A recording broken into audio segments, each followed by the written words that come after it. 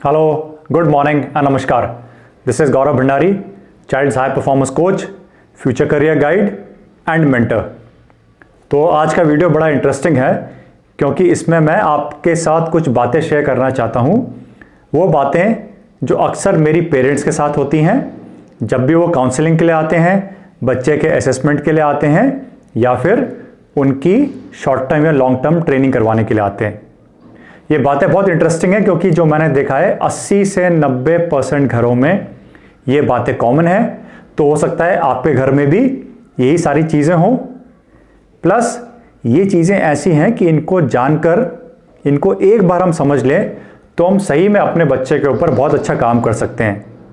ये बहुत ही सिंपल बातें हैं लेकिन इनका जो इम्पैक्ट है, इनका जो असर है वो बहुत गहरा है और बच्चे की ज़िंदगी पे बहुत ज़्यादा प्रभाव डालता है। तो उम्मीद है ये बातें आपके भी बहुत काम आएंगी। तो चलिए स्टार्ट करते हैं।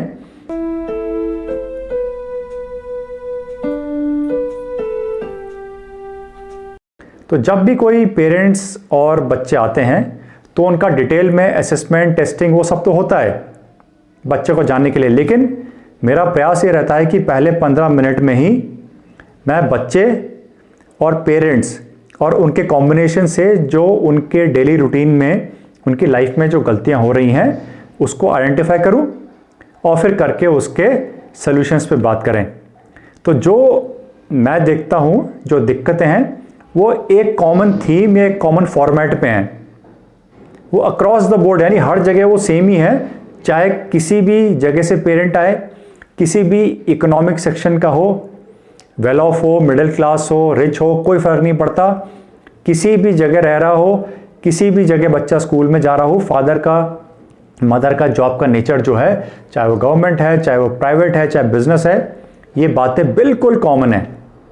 तो सबसे पहला जो मैं कोशिश करता हूँ चीज़ें ढूंढने की और ये मिलती हैं कि बच्चे और पेरेंट्स का जो रूटीन है वो बहुत गलत है। जिस तरह से वो डेवलपमेंट को देख रहे हैं वो बहुत गलत तरीके से देख रहे हैं। दूसरा, उनके पास कोई रूटीन और प्लानिंग है ही नहीं। और तीसरा, जितना काम करना चाहिए उनको बच्चे के डेवलपमेंट के लिए वो नहीं कर रहे हैं।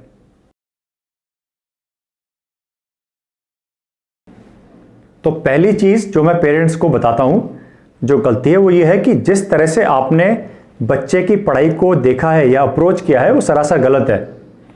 आप हमेशा एक सिस्टम के भरोसे रहे हो जहां बच्चा जाता है, चाहे वो स्कूल है, क्लासेस होती हैं वहां, चाहे वो ट्यूशन क्लास है। आपने ट्रेनिंग बच्चे को दिलाई शॉर्ट टर्म अप्रोच के लिए। आपने कभी ये नहीं बोला या सोचा कि हमारे बच्चे की काबिलियत बनेगी, वो बहुत अच्छा बनेगा, वो खुद से स्ट्रांग बनेगा, एक दिन कुछ करके दिखाएगा, जो उसके सपने हैं वो पूरे हो जाएंगे। आपने कभी ऐसा नहीं सोचा। आपने सिर्फ इतना बोला कि स्कूल जाओ, वहाँ से वापस आओ, फिर मैथ्स का ट्यूशन कर लो, इंग्लिश का कर लो, साइंस का कर लो, बस कर लो और आ जाओ। आपने अपने विचार बस यहीं तक रखे। आपने कभी ये नहीं सोचा कि हमें बच्चे को फंडामेंटली स्ट्रांग, मजबूत बनाना है ताकि वो जो भी एम करे उसमें सक्सेस पाए। और ये बहुत बड़ी गड़बड़ है क्योंकि आपने किसी दूसरे के भरोसे बच्चे को छोड़ा। ठीक है, वो अच्छे होंगे सारे जो बच्चे को देख रहे हैं, उसको सिखा रहे हैं, पढ़ा रहे हैं, लेकिन उसके बाद का जो एफर्ट है जो बच्चे को अपने ऊपर डालना है, उसका काम कहाँ है, उसका थॉट कहाँ है। हम बच्चे को किसी पॉइंट ऑफ टाइम पे तो कुछ चीज़ों से, एकेडमिक्स भी उनमें से एक है, फ्री करना पड़ेगा कि अब बच्चा अपने पैरों पे खड़ा है। अगर आपका बच्चा शुरुआती क्लास 4th 5th से क्लास 12 तक सपोर्ट ही ढूंढ रहा है तो फिर तो फंडामेंटली बहुत बड़ी गड़बड़ है।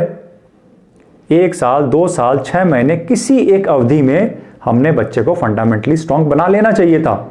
लेकिन अगर हमने उस तरफ से सोचा ही नहीं तो ये बहुत बड़ी दिक्कत है, ये गड़बड़ है।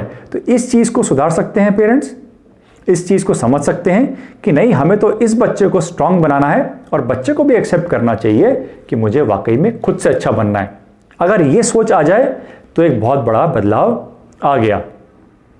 ये हर पेरेंट को देखना है, समझना है। सेकंड पॉइंट, हमने अपने बच्चे की पढ़ाई को कभी मेजर ही नहीं किया, हमने कभी नापा ही नहीं। हम सिर्फ लूज या ढीले टर्म्स में बात करते हैं। पढ़ाई हो गई, हाँ हो गई, बैठा है तो बहुत पढ़ लिया, हाँ बहुत पढ़ लिया, आज बच्चे ने बहुत मेहनत करी है।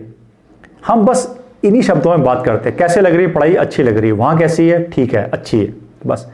हमने कभी नापा ही नहीं। मैं कई और वीडियोस में इस बात पे बहुत ज़ोर दे चुका हूँ कि हमें बच्चे के सिलेबस को नापना है।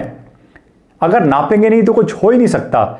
छोटा सा उदाहरण, अप्रैल में अगर हमारा स्कूल का सेशन शुरू हुआ तो अप्रैल में गर्मियों की छुट्टी आते आते 2.5 महीने में अगर 4-5 चैप्टर स्कूल के हो चुके हैं, मान लीजिए मैथ्स में, तो उसका क्वांटम ऑफ लोड कितना है?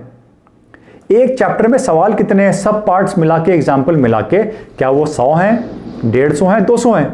अगर मान लीजिए 200 हैं और 4 चैप्टर कवर हुए हैं, एवरेज आपके 800 क्वेश्चंस इन टोटल हो चुके हैं। ये सिर्फ मैथ्स की बात कर रहा हूं मैं, आपके 800 सवाल हो चुके हैं। आप इसमें history, civics, geography, physics, chemistry, biology, English, language, literature, computer, GK, Hindi, language, literature जोड़ दीजिए। अब आप चैप्टर काउंट करिए और अब आप सवाल काउंट करिए। अब आप ये तो मान लेंगे कि किसी एक चैप्टर से, किसी एक सब्जेक्ट के हम 50-60 क्वेश्चन तो बना ही सकते हैं, बुक के साथ भी। तो अब आप काउंट कीजिए कि 50-60 इंटू 3 इंटू 4, 200-250 क्वेश्चंस, एक 10 chapter, 10 subject, 3 chapter, 10 subject, 30 chapters, 50, 1,500 question तो यही हो गए। शायद लोग इसलिए भी नहीं करते होंगे क्योंकि ये अचानक से अगर करने लगे तो उनको ये पहाड़ दिखेगा कि तो बहुत ज्यादा है। लेकिन किसने बोला है कि पढ़ाई लोड लेना नहीं है? पढ़ाई को प्यार से लोड लेते रह के आगे बढ़ने की प्रक्रिया है। लोड तो हमको लेना ही है, लेकिन अगर लोड को नापेंगे नहीं तो कैसे होगा? अगर आपको अपने घर की दीवार बनानी है, आप नहीं कैलकुलेट करेंगे कि लेंथ इतनी है, हाइट इतनी है, इतनी ईंट लगानी है, क्या आप इसका कैलकुलेशन नहीं करेंगे? करेंगे। अगर आपको कहीं जाना है 300 किलोमीटर दूर, तो आप देखेंगे आपके गाड़ी के टैंक में कितना पेट्रोल है, एवरेज कितना है और कितना लीटर और चाहिए, तो आप भरवाएंगे। उसी तरह से पेरेंट्स नापते ही नहीं है कि बच्चों की पढ़ाई का सिस्टम है क्या, उनका क्वांटम कितना है। मैथ्स में, साइंस में, सोशल साइंस में हर चीज का नाप होके एक सेटअप में होना चाहिए, एक जगह पे वो ईयर मार्क्ड होना चाहिए। बच्चा देखिए अपने आप से नहीं करता है चीजें, पेरेंट्स को आगे आके करवाना पड़ेगा। करवाएंगे तो बहुत कुछ चेंज आएगा। तीसरा, उसको करने के लिए जो हमने एक आइडेंटिफिकेशन किया, पहचान करी कि हमारा ये लोड है, हमने मेजर कर लिया, नाप लिया, उसके बाद इसको करने के लिए कुछ प्लान तो होना चाहिए। ज़्यादातर जो मैं देखता हूँ प्लान होता ही नहीं है। दिन बस इसी में निकलता है कि होमवर्क करना था स्कूल का, वो होमवर्क हो गया और थोड़ा बहुत अगर टेस्ट आ रहा है तो पढ़ लिया, दैट्स ऑल। इसके अलावा कुछ प्लान ही नहीं है। लेकिन अगर जेन्युइनली बच्चे को स्ट्रांग बनाना है, सही तरह से गाइड लेके चलना है, उसको मेहनत करनी है, तो जो बातें एक प्लान से आती हैं वो किसी और चीज़ से नहीं आती। तो ना डेली प्लान बनता है, ना वीकली प्लान बनता है। हमें 3-4 महीने का प्लान बनाने की ज़रूरत नहीं है, लेकिन शॉर्ट टर्म प्लान बना के उस पर तो जीत हासिल करें। जब आपने एक दिन का प्लान अगर बनाया तो आपको पता चल जाएगा कि आपके पास 7 घंटे थे, जिसमें से आप 4 पढ़ाई के लिए दे सकते थे अगर आपको 4 चाहिए थे तो। लेकिन जब प्लान बना ही नहीं तो वो 1-1.5 घंटा होमवर्क पे घूम के बात आ जाती है। आपके बाकी सब्जेक्ट्स का जो कवरेज है स्कूल में स्टार्ट हुआ है, क्या आपको उसको अपने आप से करना चाहिए, पढ़ना चाहिए। क्या आपको क्वेश्चन बैंक बनाना चाहिए? जी हाँ, बनाना चाहिए। क्या आपको उसको रिवाइज करना चाहिए? जी हाँ, करना चाहिए। करेंगे तो स्ट्रांग बनेंगे, सुपर स्ट्रांग बनेंगे। करेंगे ही नहीं तो फिर परेशान होकर रिजल्ट्स खराब आएंगे और आप किसी ट्यूशन, क्लासेस, ऐप का सहारा ढूंढ रहे होंगे। इस चीज को हम करवाते हैं बच्चों को, तो देखते हैं कि जिसने इस चीज को एक्सेप्ट कर लिया, पेरेंट ने, और बच्चे तक ये चीज कम्युनिकेट करी, बच्चे को भी बार बार सिखाया, समझाया, ये चीज अपने जीवन में अडॉप्ट कर ली, तो आप हमेशा रनिंग में है, करंट हैं। आप अपने सिलेबस से, स्कूल की पढ़ाई से हमेशा टच में है अच्छी तरह से, क्योंकि हर चीज तो आपने प्लान में डाल रखी है। प्लान में डाल रखा है तो बाय एंड लार्ज 90% एग्जीक्यूट हो जाएगा, वो चीज हो जाएगी। लेकिन जब डाला ही नहीं प्लान में आपने, नापने के बाद, तो वो हुआ ही नहीं। 1 दिन नहीं हुआ, 7 दिन नहीं हुआ, 2 हफ्ते नहीं हुआ, 1 महीने नहीं हुआ, इसके बाद आप चाह के भी कवर नहीं कर सकते। आप 2000 सवाल जो आपने छोड़ दिए 1 महीने में, वो आप कवर कर ही नहीं सकते। तो ये बहुत बड़ी गलती होती है पेरेंट्स से। लेकिन इस चीज़ को मैं इस वीडियो के माध्यम से शेयर कर रहा हूँ ताकि आप लोग इसको समझें। मेहनत शायद किसी को अच्छी लगती भी नहीं है, ये भी एक मेरा ऑब्जर्वेशन है कि बहुत ज़्यादा मेहनत किसी को अच्छी नहीं लगती है। सबको शायद शॉर्ट टर्म हैक्स चाहिए कि कोई बता दे, हो जाएगा। बता देगा तो उस समय तो आप समझ जाएंगे, उसके बाद आपको अपने माइंड में 1 बार 2 बार रिवाइज करके रखना है, लिखना है। आपको एग्जाम्स के लिए और तैयारी भी करनी पड़ेगी अगर उसमें अच्छा करना है तो किसी दूसरे के बताने से परमानेंटली स्टोर नहीं होती चीज़ें मेमोरी में। आपको अपना प्लान बना के एग्जीक्यूट करना पड़ता है। हाँ, एक अच्छा सिस्टम जो है वो बच्चे की प्रिपरेशन को मॉनिटर कर सकता है, उसको पुश कर सकता है, उसको गाइड कर सकता है कि आप गलत जा रहे हैं, इसको सही करें। लेकिन अल्टीमेट एम क्या होना चाहिए? अपना सिस्टम रन करना नहीं, बच्चे को अच्छा बनाना, उसकी प्रेरणा जागृत करना, उसको ऐसे पुश करना कि वो समझे कि मैं जो कर रहा था वो सही नहीं था। This is the right way. Identification, measuring और प्लान बना के उस पर काम करना। एक बार ये कर लिया, आपके जीवन में बहुत चीजें आ जाएंगी।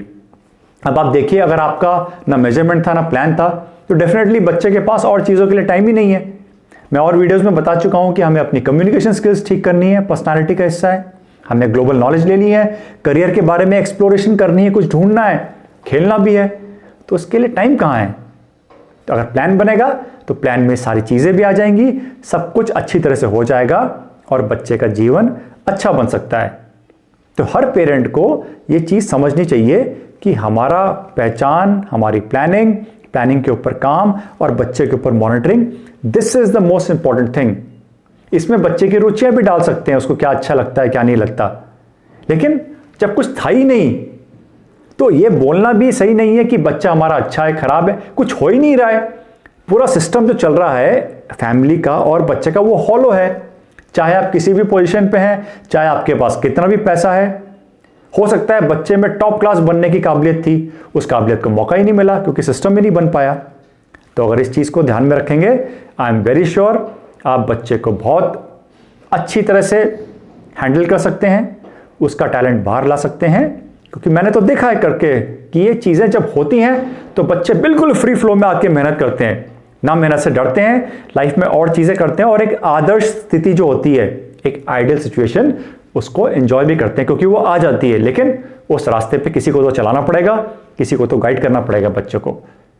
सो आई होप इस वीडियो के माध्यम से ये बातें थोड़ी आपके माइंड में गई हैं। We will keep helping children, हम उनको बताते रहेंगे, गाइड करेंगे, जो वैसे हमारा काम है। वीडियो के माध्यम से ये बातें बड़े सेक्शन तक, एक लार्जर पॉपुलेशन बेस तक पहुंच जाती है। उम्मीद है आपको इनसे फायदा मिलेगा। सो अगर आपके कुछ कमेंट्स विचार हैं तो डू राइट इन कमेंट्स। अगर वीडियो अच्छा लगा हो तो as usual give it a like, thumbs up, share कीजिए, सब्सक्राइब कीजिए चैनल को।